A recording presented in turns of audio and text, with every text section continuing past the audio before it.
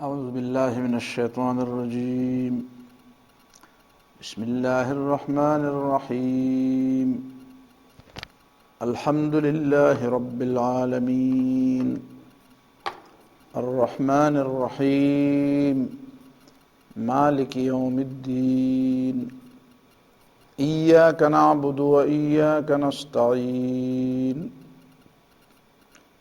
اهدنا الصراط المستقيم صراط الذين أنعمت عليهم غير المغضوب عليهم ولا الضالين آمين. الحمد للہ رب العالمین. ساری تعریفیں اور خدائی کی تمام صفات، الوہیت اور ربوبیت کی تمام صفات صرف اللہ کے لیے ہیں، جو ساری کائنات، سارے انسانوں کا پالنے والا، پیدا کرنے والا، تربیت کرنے والا مالک اور حاکم ہے. الرحمن، جس کی صفت رحمت ہے، الرحیم، جو بندوں پر مہربان ہے، الرحمن، جو بہت زیادہ مہربان ہے، الرحیم، جو ہمیشہ مہربان ہے. مالک یوم الدین، روز جزا کا مالک ہے، جزا اور بدلے کے وقت کا مالک ہے، مختار ہے، اختیار اس کے پاس ہے.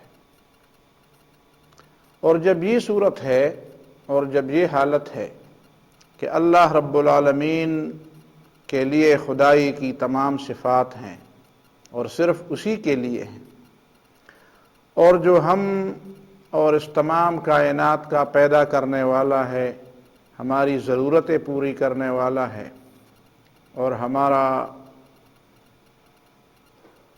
اختیار اس کے پاس ہے، اور ہمارا حاکم بھی وہی ہے، اور ساری کائنات کا حاکم وہی ہے، اور جو حد درجہ مہربان بھی ہے، اور جو روز جزا کے فیصلوں کا اختیار بھی اسی کے ہاتھ میں ہے. تو پھر سوائے اس کے اور کیا چارہ رہتا ہے کہ ایاک نعبد و ایاک نستعین. ہمیں چاہیے کہ ہم صرف اسی کی بندگی کریں اور اسی سے مدد مانگیں. اس کے علاوہ انسان کے لیے اور کوئی راستہ ہے نہیں. بندگی ہی ایک راستہ ہے بندے کے لیے، اور اسی کا اسے اظہار کرنا چاہیے اللہ تعالیٰ کے سامنے کہ میں بندہ ہوں. ایسے رب کے سامنے تو عاجزی کرنا بہت بڑی سعادت ہے. ایسے رب کے سامنے جھکنا بہت بڑی عظمت ہے، بہت بلندی ہے، بہت بڑا رتبہ ہے. اور ایسے رب کے ساتھ تعلق، اور تعلق بندگی کا تعلق،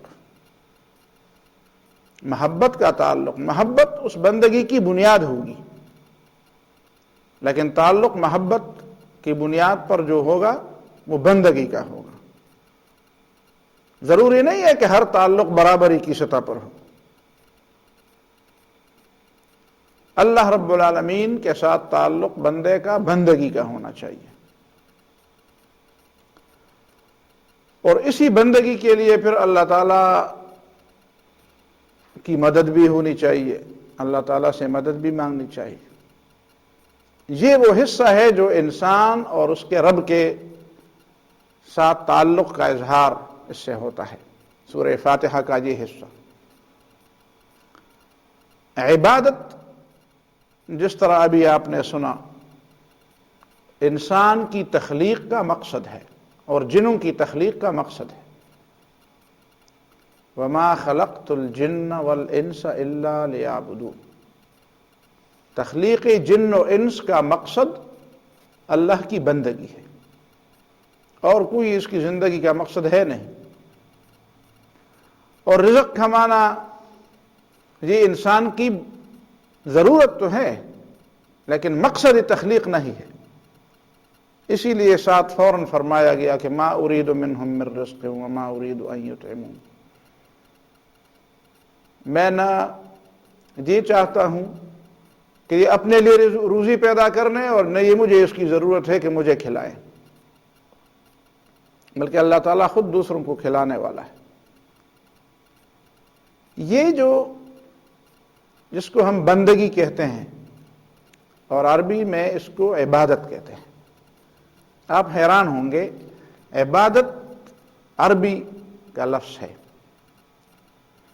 لیکن قرآن کی جو اصطلاح ہے اسی اصطلاح عبادت سے پہلے عام طور پر اسی معنی کے لیے عبادت کی بجائے عبودیت کا لفظ زیادہ مستعمل تھا. عبودیت، عبادت کا لفظ بہت کم استعمال ہوتا تھا. جس طرح عابد کا لفظ بھی بہت کم استعمال ہوتا تھا. عبد کا لفظ اس کا استعمال تو زیادہ تھا. عابد اور عبودیت کا استعمال زیادہ واضح تھا اور عبادت اور عبدیت کا استعمال بہت کم تھا. اسی لیے کہ انہی الفاظ نے قرآنی اصطلاح بننا تھا. عربی زبان میں عبد خادم کو بھی کہتے تھے، اور خاص کر عربوں میں اور ہمارے پختون علاقوں میں جو مہمان کی خدمت ہوتی ہے اور اس خدمت میں بالکل آخری حد تک جایا جاتا ہے اور اسی کو عزت تصور کیا جاتا ہے. عربی زبان کا ایک شاعر کہتا ہے وَإِنِّي لَعَبْدُ الضَّيْفِ مَا دَامَ ثَاوِيًا وَمَا فِيَّ إِلَّا ذَاكَ مِنْ شِيمَةِ الْعَبْدِ. کہتے ہیں میرے اندر غلاموں کی کوئی عادت اور کوئی خصلت نہیں ہے، صرف ایک خصلت میری ہے غلاموں کی، اور وہ یہ ہے کہ انی لعبد الضیف، میں مہمان کا بندہ بن جاتا ہوں، غلام بن جاتا ہوں. مہمان میرا جب آتا ہے تو میں اس کی غلامی کرتا ہوں، ما دام ساویا، جب تک وہ میرے پاس رہتا ہے، ٹھہرتا ہے. تو وہ سمجھتے تھے کہ میزبان کی طرف سے مہمان کی خدمت میں کوئی کسر نہ چھوڑنا، ہر وقت دست بستہ اس کے سامنے کھڑا رہنا، اس کی خوشی کا تمام سامان جو میزبان سے ہو سکتا ہے اس کے سامنے رکھنا، کبھی اس کے سامنے اپنے ماتھے پر بل نہ لے آنا، کبھی اس کو احساس نہ دلانا کہ میں تیرے آنے سے ناخوش ہوں، بلکہ یہ ہمیشہ اس کو احساس دلانا کہ تیرا آنا میرے لیے خوشی کا باعث ہے. ظاہر ہے کہ یہ کام صرف نہ دل سے ہو سکتا ہے اور نہ صرف جسم سے ہو سکتا ہے، یہ دونوں مل کر یہ کام سر انجام دیتے ہیں.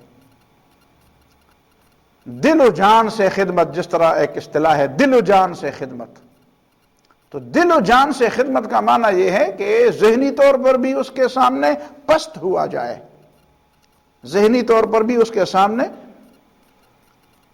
پست ہوا جائے، فکری طور پر، دلی طور پر اس کو دل میں جگہ دیا جائے. دلی طور پر اس بات کے لیے آدمی آمادہ ہو کہ میں کیا اس کی خدمت کر سکوں، اس کی کیا خدمت، اس کے لیے کیسا بچھونا بچھاؤں، کیسے اس کے لیے اس کے سامنے دست بستہ کھڑا رہوں، کیسے اس کے لیے پانی، کھانے، آرام کا انتظام اور بندوبست کر لوں، کیسے اس کو خوش رکھوں. آپ کو پتہ ہے جو ہمارے بزرگ ہیں ان کے ہاں جب ہمارے یہاں مہمان آتا ہے تو باتیں ہوتی، کبھی ہم بات کرتے بھی نہیں، بس وہ اپنی بات میں مگن ہوتے ہیں، ہم اپنی میں. لیکن پرانے بزرگوں کی یہ عادت ہوتی تھی کہ جب مہمان آتا تھا تو مسلسل ان کے سامنے وہ بولتے رہتے تھے تاکہ اس کو مشغول رکھتے تھے تاکہ وہ یہ نہ سمجھے کہ یہ میری وجہ سے کوئی خفا ہے یا پریشان ہے، کہ اس کے ذہن میں یہ بات نہ آ جائے کہ میرے آنے سے یہ کوئی تنگ ہوا ہے.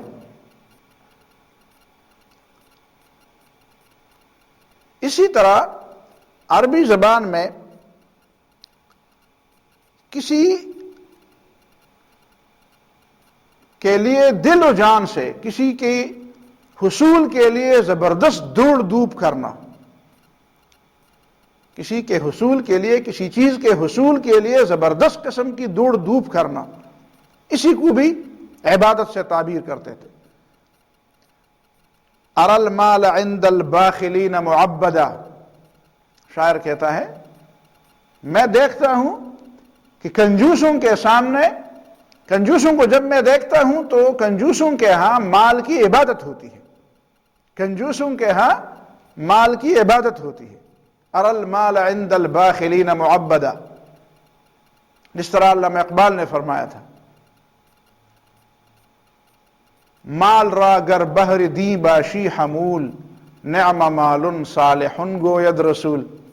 مال کو اگر دین کے لیے رکھتے ہو تو نبی صلی اللہ علیہ وسلم اس کو نعمت گردانتے ہیں، فرماتے ہیں نعمت ہے۔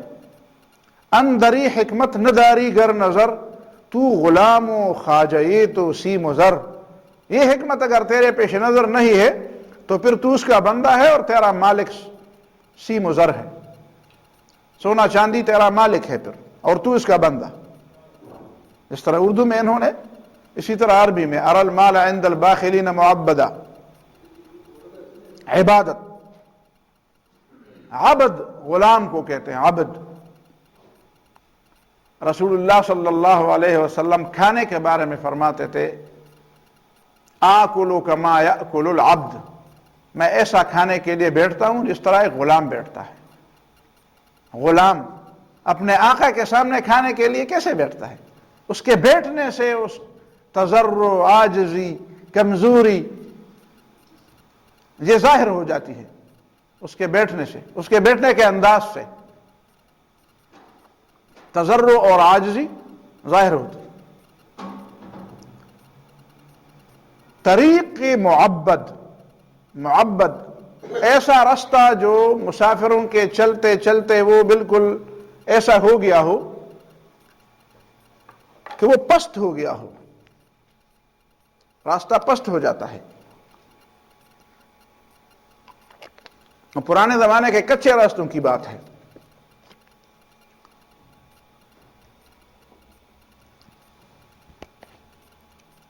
قرآن مجید میں بھی اس کی طرف اشارہ ہے، یأتوک رجالا وعلی کل ضامر یأتوک من کل فج عمیق، یأتین من کل فج عمیق۔ عمیق ایسے راستے جو چلتے چلتے وہ بالکل باقی سطح سے نیچے ہو گئے ہیں، گویا کہ کسی کا نیچے ہونا کسی سے، عبادت کا مفہوم اس میں شامل ہے۔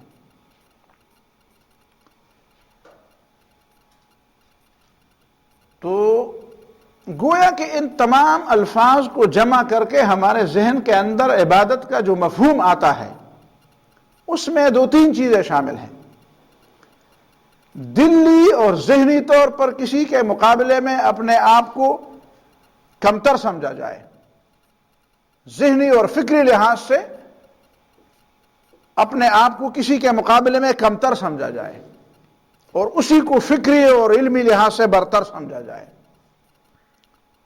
اور اسی کہتری اور دوسرے کی برتری کا احساس اس کے جسم اور اس کے ظاہر پر بالکل نمایاں ہو۔ اسی فکری، کسی کی فکری اور علمی اور مقام کی برتری اور اپنی کمتری، اسی کیفیت کے تحت جو جسمانی حالت ہوتی ہے، اور یہ کیفیت جب جسمانی حالت میں تبدیل ہوتی ہے، یہ ہے اس کی ایک انتہا، یہ ہے اس کی ایک معیاری شکل۔ اسی وجہ سے کچھ لوگوں نے عبادت کا ترجمہ کیا ہے غایت التذلل والانقیاد، غایت التذلل والانقیاد، حد درجہ کسی کے سامنے اپنے آپ کو کمتر سمجھنا اور اس میں آخر حد تک جانا، کوئی کسر نہ اٹھا کے چھوڑنا، کوئی کمی نہ اٹھا کے چھوڑنی۔ یہ میں اس لیے ذرا زور دے کر یہ بات کہہ رہا ہوں کہ ہمارے دور کے اندر کچھ لوگوں کو اس معاملے میں اشتباہ ہوا ہے.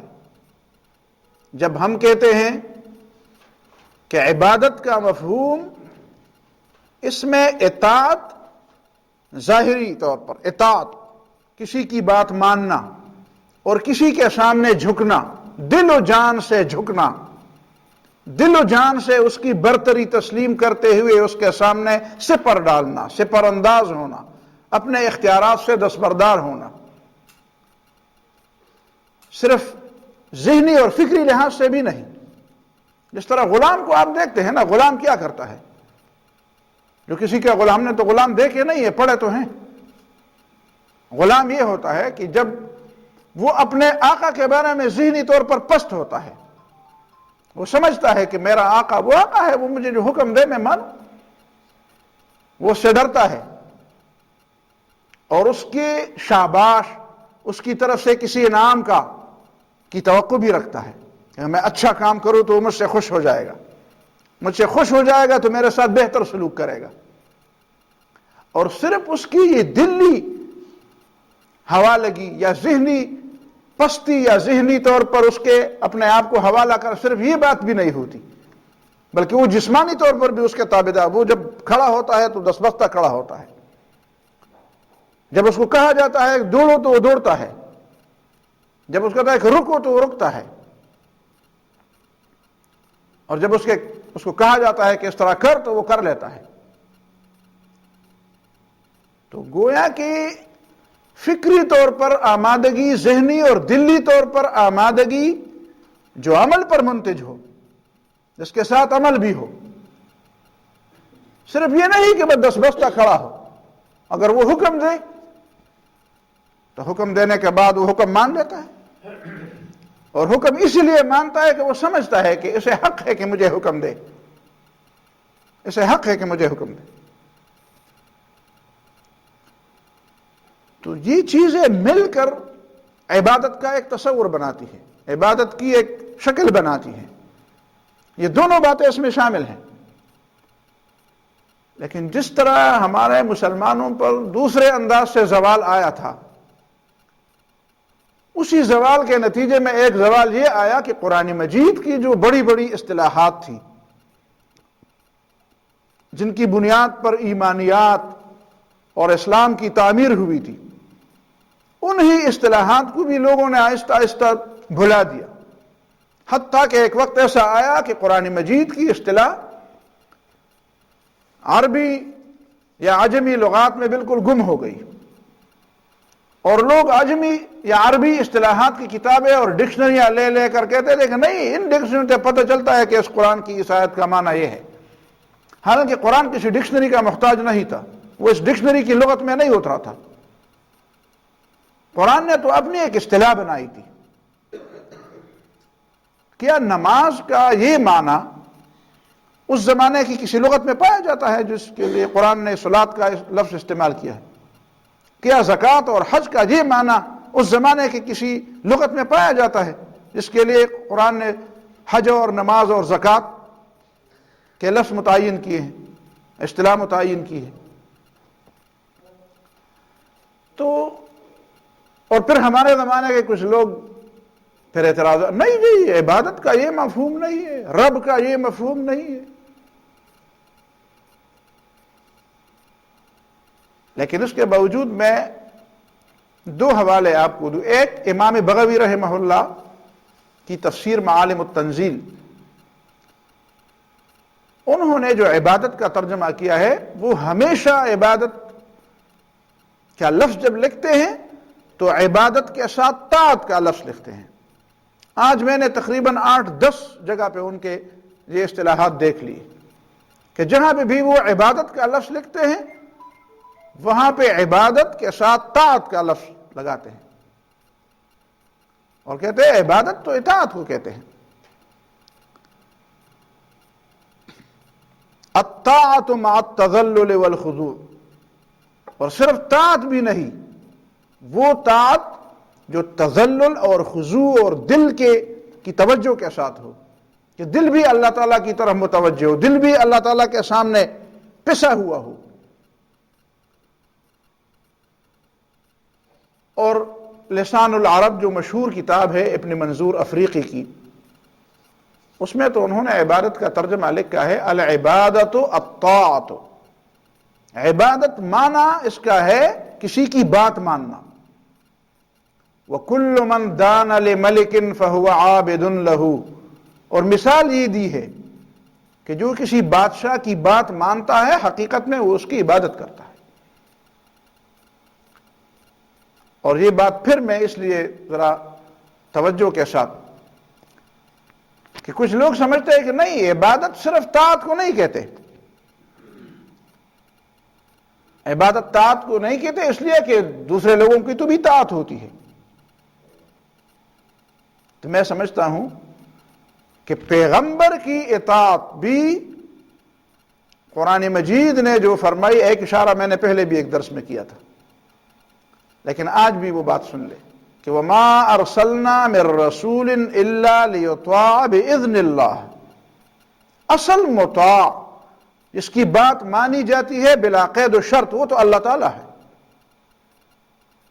پیغمبر کی اطاعت اسی لیے ہے کہ اللہ تعالیٰ نے اس کی اجازت بھی دی ہے اور اس کا حکم بھی دیا ہے۔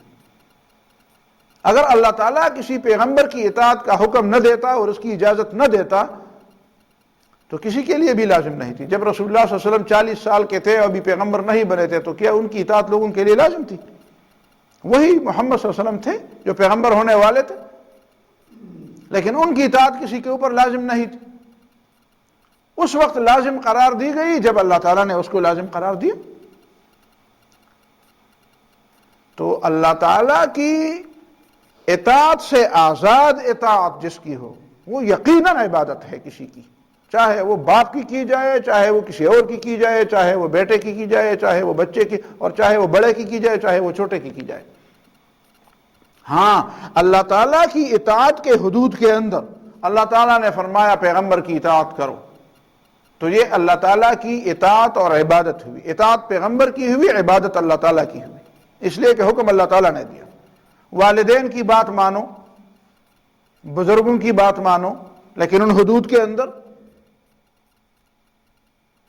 اور اسی بات پر ایک آیت اور بھی دلیل ہے، آپ اگر غور سے اس کو پڑھیں گے اور پھر مزید اس پہ غور کریں گے کہ ابراہیم علیہ السلام اپنے باپ کو کہتے ہیں، ابو کو کہتے ہیں یا ابت لا تعبد الشیطان ان الشیطان کان للرحمن عصیا۔ اب یہ دلیل کیسے دیتے ہیں؟ یا ابت لا تعبد الشیطان، ابو شیطان کی بندگی مت کر۔ کیوں؟ ان الشیطان کان للرحمن عصیا، شیطان رحمان کا نافرمان ہے۔ اگر وہ نافرمان نہ ہوتا تو پھر اس کی بندگی کی جاتی۔ اگر وہ اس فریم میں آتا کہ وہ اللہ تعالیٰ کی حاکمیت اور اس کی بندگی کو تسلیم کرتا تو پھر اس کی بات ماننے میں کوئی بات نہیں تھی۔ جو اللہ تعالیٰ کی اطاعت اور عبادت اور اس کی حاکمیت کی اس چھتری کو تسلیم کرتا ہے اور اسی کے نیچے اسی کی کوئی بات مانی جاتی ہے، اس کو عبادت نہیں کہتے، یہ تو پھر اللہ تعالیٰ کی عبادت ہے۔ عبادت وہ ہے کہ جو کسی کی ایسی غیر مشروط بات مانی جائے اس انداز سے کہ بس اسی کے لیے کسی سند اور دلیل کی ضرورت نہیں، اس کی بات کیوں مانتا ہوں، بس اس کی مانتا ہوں۔ اگر کسی نے اس کے بارے میں اجازت دی ہے یا نہ دی ہے مجھے اس کی پرواہ نہیں ہے، مجھے اس کے ایسے دلیل کی ضرورت نہیں، اسی کو کہتے ہیں بندگی۔ اور یہی وہ بات ہے کہ عدی بن حاتم کو رسول اللہ صلی اللہ علیہ وسلم نے سمجھائی کہ جب انہوں نے کہا کہ قرآن نے ہمارے اوپر الزام لگایا ہے کہ اتخذوا احبارهم ورهبانهم اربابا من دون اللہ، ان لوگوں نے اپنے پیروں اور اپنے علماء کو اللہ کے بغیر خدا بنایا تھا، ہم نے تو خدا نہیں بنایا، رب نہیں بنایا۔ تو رسول اللہ صلی اللہ علیہ وسلم نے فرمایا کہ جب وہ آپ کو کچھ کہتے، حکم دیتے، کسی چیز سے منع کرتے ہو، کسی چیز کے بارے میں حکم دیتے تو آپ بلا چون چرا مان لیتے کہ نہیں مان لیتے؟ آپ نے ان کے ماننے کے لیے کسی اور چھتری کی ضرورت محسوس کی، اللہ تعالیٰ کی طرف سے کسی اذن کی ضرورت محسوس کی تھی، یا ان کو یہ حق آخری طور پر دے دیا تھا کہ بس ان کو حق ہے کہ ہمیں جو حکم دے تو دے. تو کیا کہ یہ تو ہم کرتے تھے. ہم تو اسی لیے کسی اور دلیل کی ضرورت محسوس نہیں کرتے تھے کہ کسی کی طرف سے اس کو اجازت ہو. خدا کی طرف سے اس کو اجازت ہے کہ نہیں ہے؟ اللہ تعالیٰ نے اس کے بات ماننے کا حکم دیا ہے یا اس کی اجازت دی ہے کہ نہیں دی ہے؟ ہم تو اس کی ضرورت محسوس نہیں کرتے تھے. تو کہتے ہیں اسی کو تو عبادت کہتے ہیں, اسی کو تو رب ماننا, رب ماننا اسی کو کہتے ہیں, ربوبیت اسی کو کہتے ہیں. لہذا یہ بات کہ صرف اس وجہ سے کسی کی اطاعت کرنا کہ دل میں اس کا ایسا خوف ہو جس طرح خدا سے کیا جاتا ہے,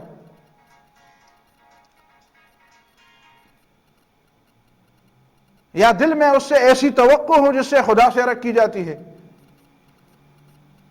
اور کسی کو غیبی قوت کا مالک مان کر اس کی بات ماننا, صرف یہ بندگی, یہ بات غلط ہے. یہ ادھوری تفسیر ہے, یہ مکمل تفسیر نہیں ہے.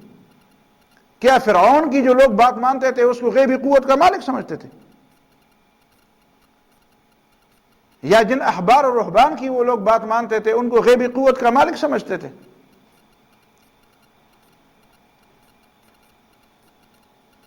تو یہ بنیادی بات ہے. شیطان کی لوگ بات مانتے ہیں, ظاہر ہے کہ اس کی جو عبادت کرتے ہیں, عبادت کیسے کرتے ہیں؟ الم آحد الیکم یا بنی آدم اللہ تعبدوا الشیطان, میں نے تمہیں تاکیدی حکم نہیں کیا تھا آدم کے بیٹو کہ تم شیطان کی بندگی نہ کرو, شیطان کی بندگی نہ کرو, یعنی اس کی اطاعت نہ کرو. کیا شیطان کی اطاعت جو کوئی کرتا ہے وہ اس کی بندگی ہوئی؟ تو جو اس کی بندگی کرتا ہے کیا اس وجہ سے کرتا ہے کہ اس کو غیبی قوت کا مالک سمجھتا ہے؟ ابراہیم علیہ السلام نے اپنے باپ کو جو نصیحت کی, یا ابت لا تعبد الشیطان, اس پر عبادت کا اطلاق کیا, اس کی بات نہ مانو. ان الشیطان کان للرحمن عصیا, یہ عصین اور تعبد, پتہ چلا کہ عبادت اور عصیان آپس میں مقابلے میں آئے ہیں. تو عبادت کا معنی اطاعت ہے, اس لیے کہ عصیان کا متضاد عبادت لوگ زیادہ نہیں سمجھتے, اطاعت کو تو سمجھتے ہیں. تو یہاں اطاعت ہی ہے جو عبادت کے عنوان سے آیا ہے. تو یہ ایک بنیادی بات ہے. شیطان کی بندگی لوگوں نے کی ہے. والذین اجتنبوا الطاغوت ان یعبدوها وانابوا الی اللہ لہم البشریٰ, جو طاغوت کی بندگی سے انکار کرتے ہیں. والذین اجتنبوا الطاغوت ان یعبدوها, طاغوت کون ہے؟ یہ تو پھر وہی بات ہوئی کہ ہم نے طاغوت کا معنی بھی بدل دیا. لوگ طاغوت پتہ نہیں کس شیطان کو کہتے ہیں جو نظر نہیں آتا, حالانکہ شیطان شاید وہ نظر آتا ہو, وہ لوگوں کے فیصلے بھی کرتا ہو. جس طرح علماء نے لکھا ہے طاغوت کیا ہے, کہتے ہیں انسان فی شیطان فی صورت انسان یتحاکمون الیہ وہو صاحب امرہم, ہے تو شیطان لیکن شکل اس کی انسان کی ہے. اور یتحاکمون الیہ, لوگ اس کے لیے پاس فیصلے لاتے ہیں. وہو صاحب امرہم, اور اس کے پاس لوگوں کے فیصلوں کا اختیار ہے. اور لوگ اللہ اور اس کی حدود سے آزاد فیصلے اس سے کراتے ہیں. تو عبادت کے مفہوم میں یہ بات شامل ہے, اور یہ اپنی طرف سے کوئی بنائی ہوئی بات نہیں ہے کہ کسی عالم نے اس کو اپنی طرف سے بنایا ہے. لوگ بھول چکے ہیں تو یہ الگ بات ہے, یہ لوگوں کی غلطی ہے کہ لوگ اس کا اصل معنی بھول چکے ہیں. ورنہ قرآن مجید میں تو عبادت انہی معنی میں استعمال ہوا ہے. یہی جو ہے وما خلقت الجن والانس الا لیعبدون, میں نے جن و انسوں کو صرف اس لیے پیدا کر کہ میری بندگی کریں. تو کیا بندگی سے مطلب صرف سجدہ ہے؟ تو سجدہ تو ابلیس نے بھی اللہ تعالیٰ کے سامنے سجدے سے انکار نہیں کیا تھا. ابلیس نے کیا اللہ تعالیٰ کے سامنے سجدے سے انکار کیا تھا؟ اللہ تعالیٰ کے سامنے تو سجدے سے انکار مجھے تو نہیں معلوم, آپ کو پتہ ہے کہ ابلیس کو اللہ تعالیٰ نے کہا میرے سامنے سجدہ کرو, اس نے کہا کہ نہیں کرتا. اس نے تو کہا آدم کے سامنے نہیں کرتا. اگر صرف یہی, اور پھر کیا قرآن مجید میں جو عبادات کی تفصیلات بیان ہوئی ہیں اس میں صرف سجدہ کرنا ہے. یہ حرام و حلال کی چیزیں لوگ بھول گئے ہیں. یہ جو حرام و حلال کی تفصیلات ہیں قرآن کے اندر، اللہ تعالیٰ نے جو رزق پیدا کیا ہے اور لوگوں نے اپنی طرف سے اس میں سے حلال اور حرام کو الگ الگ کیا ہے. ارأیتم ما انزل اللہ علیکم لکم من رزق فجعلتم منہ حراما وحلالا قل اللہ اذن لکم ام علی اللہ تفترون. اللہ نے جو رزق تمہارے لیے اتارا ہے اور پھر تم نے اپنی طرف سے اس میں کچھ چیزوں کو حلال اور کچھ چیزوں کو حرام قرار دیا ہے، تو کیا اللہ تعالیٰ نے یہ حکم دیا تھا؟ تو اگر یہ چیزیں عبادت ہے کہ اللہ تعالیٰ کی بات مانی جائے حرام اور حلال میں بھی، تو یہ تو اطاعت ہی ہے. کیا یہ سجدہ کرنا ہے؟ سود حرام ہے، زنا حرام ہے، چوری حرام ہے، غیبت حرام ہے، قتل حرام ہے. لا تقتلوا النفس التي حرم الله الا بالحق ولا تقربوا الزنا ولا تقربوا مال اليتيم. کیا یہ سجدے ہیں؟ اور کیا اس غلام کو غلام کہا جا سکتا ہے کہ جب مالک اس کو کہہ دے کہ فلان کام کرو اور وہ سیدھا اسی طرح دس بستہ کھڑا ہو جائے اور سلام کہہ دے دونوں ہاتھوں سے، پھر وہ کہتے جا کر پانی لاؤ، وہ سلوٹ کر لیتا ہے؟ اس کو مذاق نہیں سمجھا جائے گا. سلوٹ کر لو اپنے موقع پر، لیکن ابھی میں نے کہا پانی لاؤ، اب میں کہتا ہوں ادھر مت دیکھو، ادھر مت جاؤ، اور یہ سلوٹ کر کے ادھر اس کی طرف چل پڑتا ہے. اس کو غلام کہا جائے گا؟ اس کو ماننے والا کہا جائے گا؟ تو یہ لوگوں نے ان الفاظ کے جو معانی بیان کیے ہیں اور یہ جو لوگوں نے اس کا مفہوم لیا ہوا ہے، ان ساری چیزوں کو دیکھنا چاہیے. سورہ المومنون میں، سورہ المومنون کی آیت نمبر 17 جو ہے، یہ تو بالکل اس پر ایک قول فیصل ہے. جب موسیٰ علیہ السلام اور ہارون علیہ السلام فرعون کے دربار میں آئے اور ان کے سامنے دلائل پیش کیے، معجزات پیش کیے، تو سارے درباریوں نے جو بات کی وہ کیا تھی؟ فَقَالُوا أَنُؤْمِنُ لِبَشَرَيْنِ مِثْلِنَا وَقَوْمُهُمَا لَنَا عَابِدُونَ. أَنُؤْمِنُ لِبَشَرَيْنِ مِثْلِنَا، کیا ہم ایسے دو انسانوں کی بات مان لے اور ان کی بات پر اعتماد کر لے جو ہماری طرح کے انسان ہیں؟ وَقَوْمُهُمَا لَنَا عَابِدُونَ، اور ان دونوں کی قوم ہماری عبادت کرتی ہے.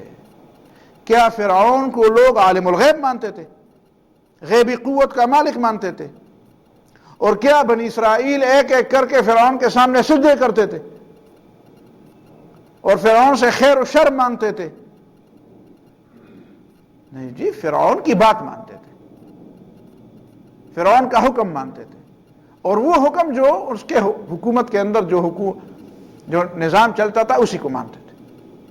اَنُؤْمِنُ لِبَشَرَيْنِ مِثْلِنَا وَقَوْمُهُمَا لَنَا عَابِدُونَ، اور ان دونوں کی قوم ہماری بندگی کرتی ہے، ہماری بندگی کرتی ہے، ہماری غلامی، ہماری عبادت کرتی ہے.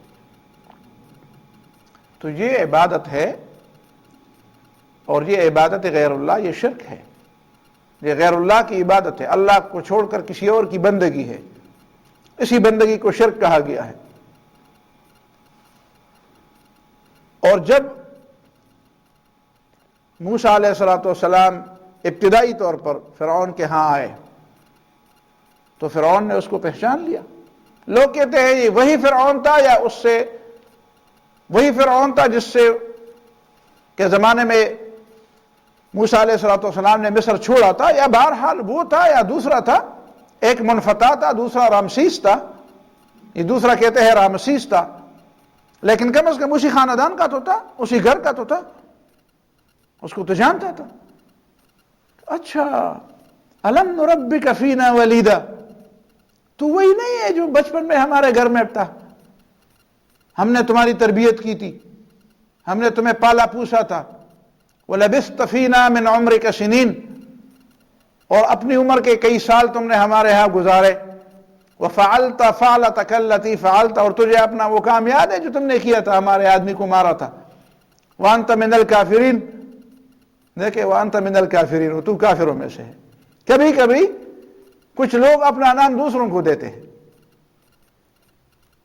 وَأَنْتَ مِنَ الْكَافِرِينَ، فرعون بھی کسی کو کافر کہتے ہیں۔ یہ ضروری نہیں ہے کہ کوئی کسی کا کوئی نام رکھ لے تو وہی اس کا نام ہوا۔ نام تو شاید فرعون بڑا کافر ہے، لیکن کفر اس کے نزدیک بھی بڑی بری چیز ہے۔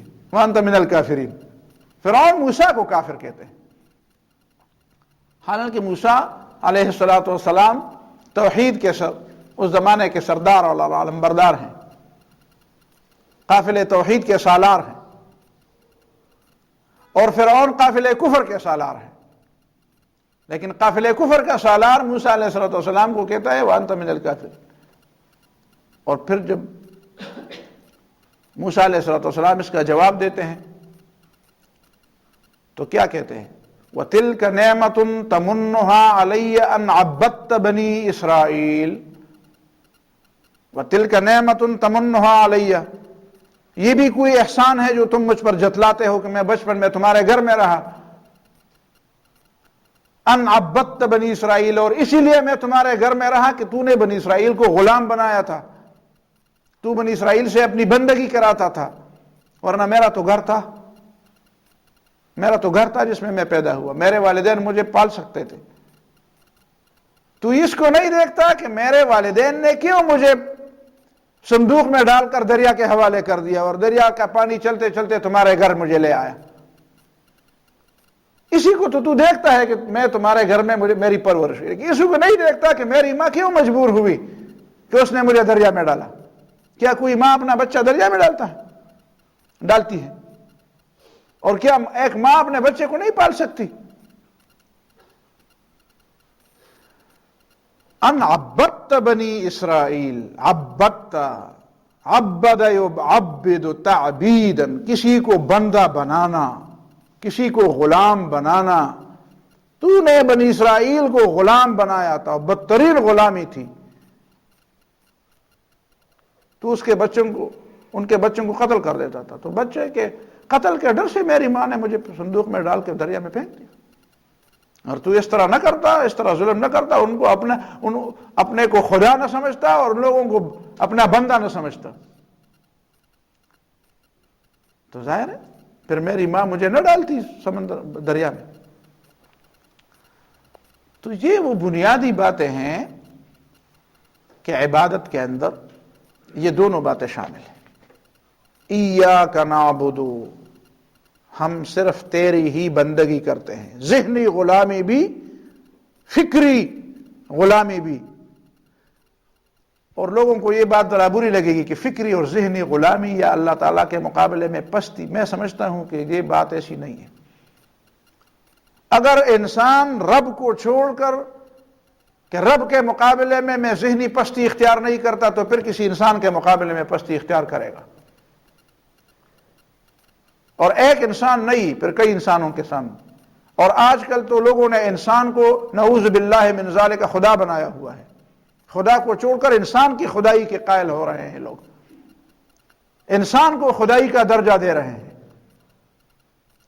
انسان کو خدا کو بے دخل کر کے انسان کو خدائی کا درجہ دے رہے ہیں۔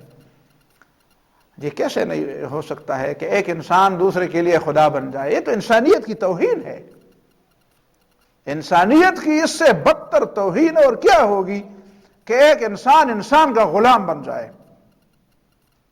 وہ سعدی نے جو رحمہ اللہ، شیخ سعدی نے جو فرمایا تھا، آدم از بے ہنری بندگی آدم کرد، انسان نے بے علمی اور بے تجربہ کاری کی بنیاد پر انسان کی بندگی شروع کر دی۔ بندگی رب کی کرنی چاہیے، لیکن اس نے بے ہنری اور بے علمی اور بے تجربی کی بنیاد پر انسان کی بندگی کرنی چاہیے۔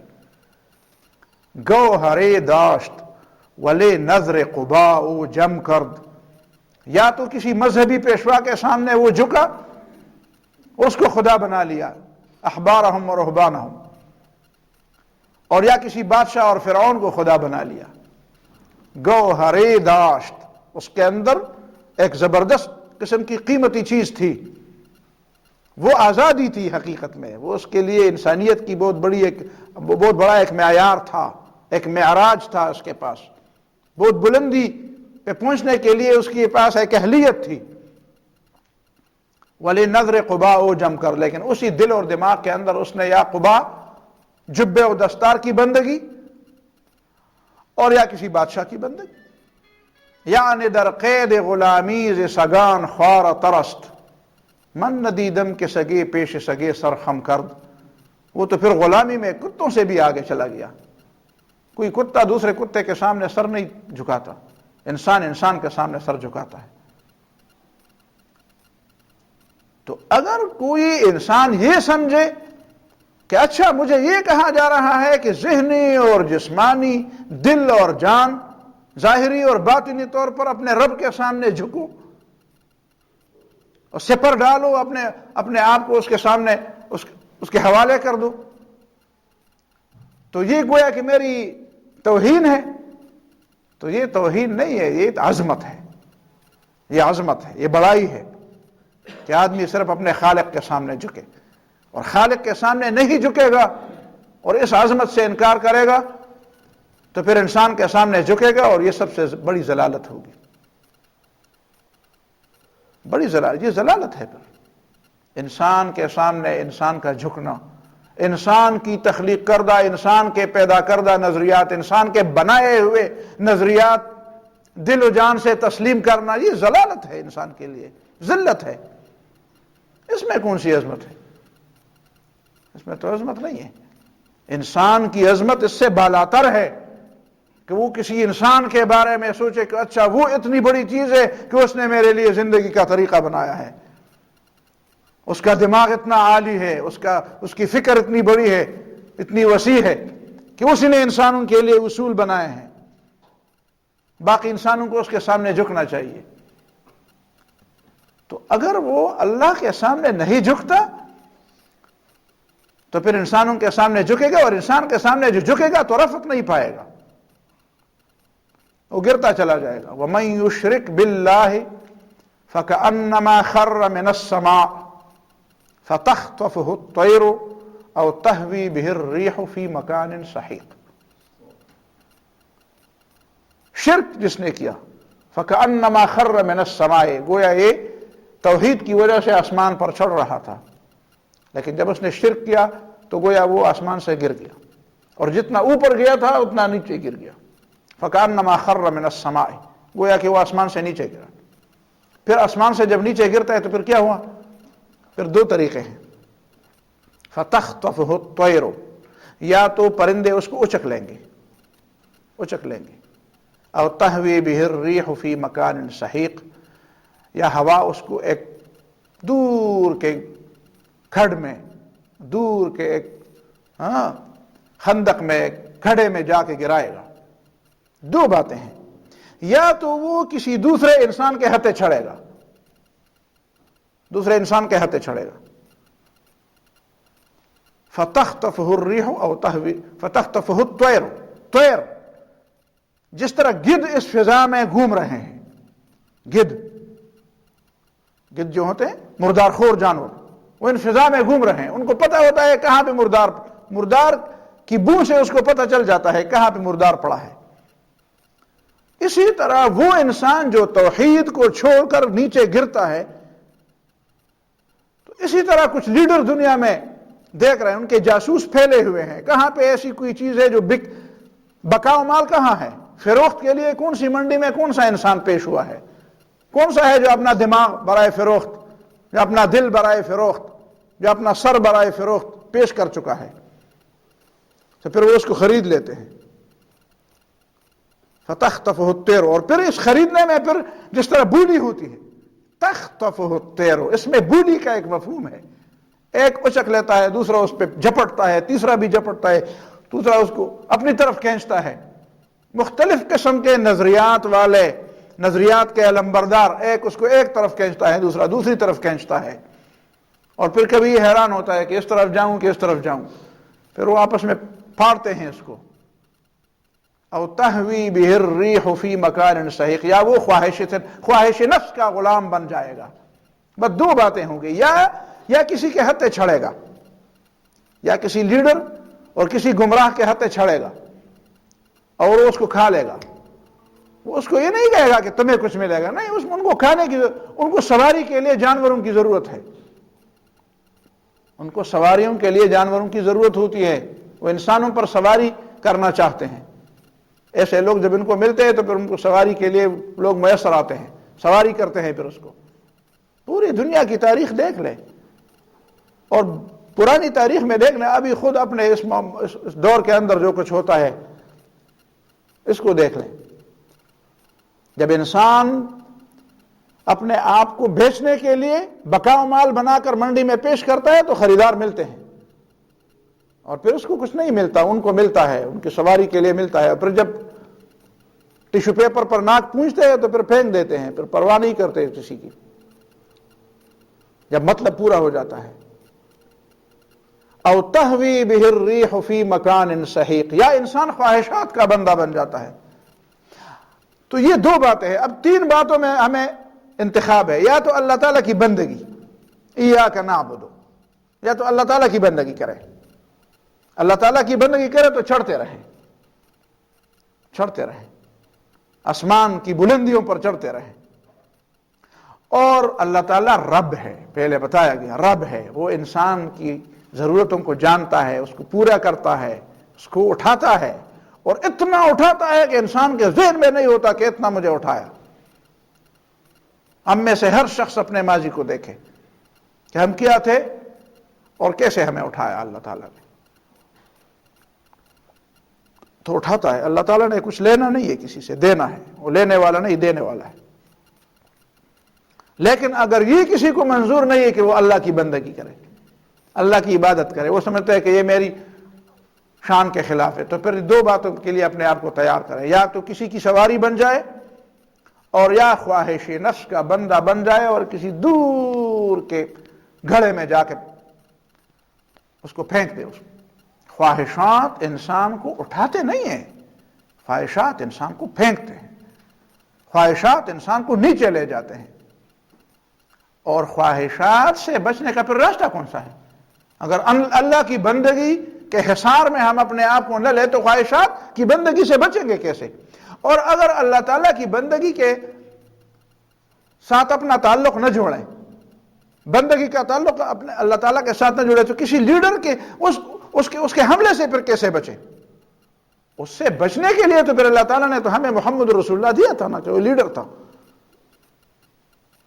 دوسرے لیڈروں سے جو لوگوں سے لینے والے ہیں ان کے مقابلے میں تو ہمیں محمد رسول اللہ صلی اللہ علیہ وسلم دیا گیا کہ انسانوں میں سے لیڈر چاہتے ہو تو یہ ہے مکمل انسان، ایسا انسان جو اپنے سفر کو مکمل کر چکا ہے، ایسا انسان جو منزل کو پا چکا ہے، ایسا انسان جو تمام راستوں کو طے کر چکا ہے، پہنچ گیا ہے. ایسا انسان دنیا میں نہیں ہے کوئی، ایک محمد رسول اللہ صلی اللہ علیہ وسلم ہے جو پہنچ چکے ہیں.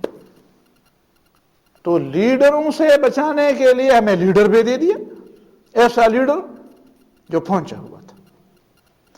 اور خواہشات نفس سے بچانے کے لیے ہمیں قرآن بھی دے دیا، ہمیں ایک خدا خوفی کا ایک تصور بھی دے دیا، ہمیں آخرت کا ایک تصور بھی دے دیا، ہمیں حساب کتاب کا ایک تصور بھی دے دیا، ہمیں ذمہ داری کا ایک تصور، اسے ایمان کا حصہ بنایا. اگر یہ چیزیں نہیں ہیں، اگر اللہ تعالیٰ کی بندگی نہیں، اور اگر محمد رسول اللہ صلی اللہ علیہ وسلم کی لیڈرشپ نہیں مانتا کوئی، اور اگر آخرت کا تصور بھی نہیں ہے، تو پھر مجھے کہا جائے، سمجھایا جائے، تو پھر کیسے آپ خواہشات نفس کی بندگی سے کیسے بچیں گے؟ وہ کون سا قلعہ ہے جس میں آپ چھپ کر خواہشات نفس سے بچ جائیں گے؟ اور پھر وہ کون سا شخص ہے جس کا دامن پکڑ کر آپ اس طرح کے لیڈروں سے بچ جائیں گے جو آپ کا استحصال کرتے ہیں، جو آپ کو اپنے لیے آسان سواری سمجھتے ہیں، جو انسانوں سے اپنا مطلب نکالتے ہیں اور اس کے اوپر سواری کرتے ہیں؟ ان چیزوں سے بچنے کے لیے پھر تقابل کر لے اللہ تعالیٰ کی عبادت، اللہ تعالیٰ کی بندگی اور محمد رسول اللہ صلی اللہ علیہ وسلم کی سنت کا اتباع. ان دونوں باتوں کا آپ تقابل کر لیں، کسی لیڈر کی بندگی اور خواہشات نفس کی بندگی کے ساتھ، بس ان دونوں کا تقابل کر لے اور پھر دیکھے کہ بڑھوتری کسی میں ہے، عظمت کسی میں ہے، کون سے یہاں پہ ہے یا یہاں پہ ہے۔ تو یہ سوچنے کی چیزیں ہیں، غور کرنے کی چیزیں ہیں، ان چیزوں پہ غور کیا جائے تو ایاک نعبد کی فہم اور سمجھ آ جاتی ہے، اور پھر اس کے ساتھ یہ بھی کہ ہم بندگی تو کرتے ہیں، وَإِيَّاكَ نَسْتَعِينُ، مولا تم ہماری مدد بھی فرما، ہم تیری مدد بھی چاہتے ہیں۔ اور انشاءاللہ العزیز نستعین پر پھر اگلے درس میں بات ہوگی۔ اقول قولی ھذا واستغفر اللہ لی ولکم ولسائر المسلمین فاستغفروہ انہ هو الغفور الرحیم۔ بارک اللہ فیکم۔